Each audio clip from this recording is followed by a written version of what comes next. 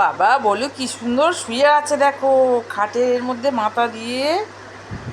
এটা অনেক দিন পরে আমি দেখলাম যে আমার ভুলু এরকম শুয়ে আছে। কিসের জন্য রে?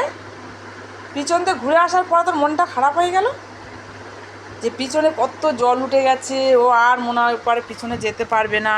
দেখো পুরুষ আর জলে ডুবে গেছে পিছনে একদম। আবার একটা বড় মেঘও করেছে রে বলু, কত জল উঠে গেছে পিছনে, সামনে জল পিছনে জল। ওরা ভাবছে আমরা কোথায় যাব।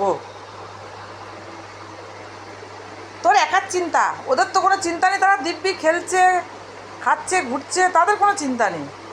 আর উনি ঘরে থেকে থেকে চিন্তা। না ঘুমাচ্ছিস রে? কী করছি দেখি? ও সত্যি গো, চিন্তায় একদম বিভোর হয়ে আছে। হ্যাঁ, ও ঘুমায়নি, চিন্তা করছে। যখন তো পিছন থেকে ঘুরেছে তখন তোর মনটা খারাপ। ঠিক আছে, মন খারাপ করতে হবে না বাবা। ভাত খাবি? হ্যাঁ, ভাতও খাবে না, ঘুমও পেয়েছে মনে হয়। ঠিক আছে, ঘুমাও। সত্যি রে, আমাদের পিছনে কত জল উঠে গেছে, পুরো খালটা। আর একটু জল হলে আমাদের পুরো গাছপালা সব ডুবে যাবে।